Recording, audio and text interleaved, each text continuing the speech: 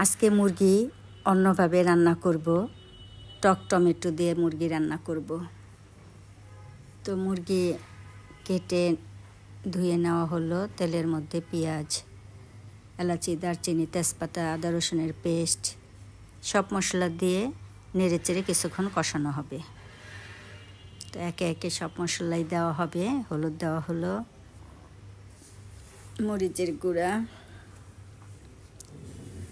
ধনিয়ার গুঁড়াটা আমি পরে দিব। ওইটা বেশি ভাজা হলে কেমন যেন একটু তিতা তিতা লাগে তরকারিটা, সেজন্য আমি ধনিয়ার গুঁড়াটা পরে দিই। তো মাংস দিয়ে দেওয়া হলো। এখন মাংসটাও নেড়ে চেড়ে ঢেকে কষানো হবে।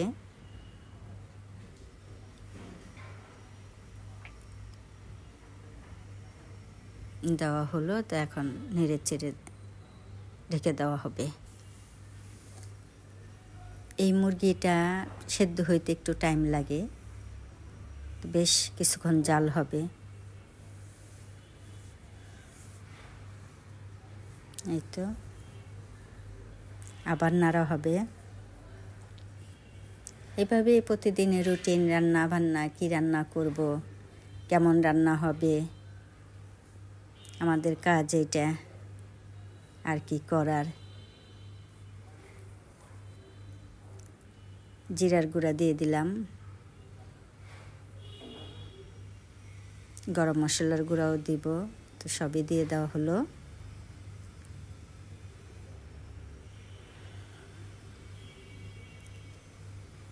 টমেটো দিয়ে কে কে রান্না করেন জানাবেন।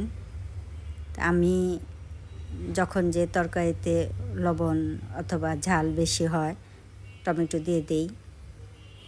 গরুর মাংসের মধ্যেও টমেটো দেই।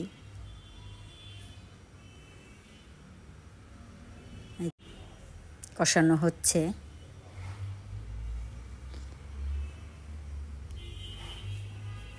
টমেটো দিয়ে দিচ্ছি, দিয়ে দিলাম টমেটো। এখন আবার কিছুক্ষণ কষানো হবে। কষানোর পর পানি দেওয়া হবে। পানি দিয়ে চুলায় আরও বেশ কিছুক্ষণ রাখবো।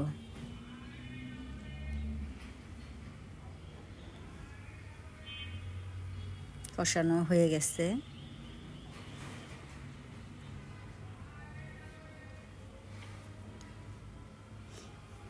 লং ভিডিও করলাম। লং ভিডিও মানে 3 মিনিটের একটু বেশি। এটাই অনেকে দেখে না। আমি তো অনেকেরই 9 মিনিটের ভিডিও দেখি, 10 মিনিট এরকমের ভিডিও অনেক সময় সামনে আসে, তো আমি দেখি। পানি দিয়ে দেওয়া হলো, বলক উঠে গেছে। ঝোল থাকবে।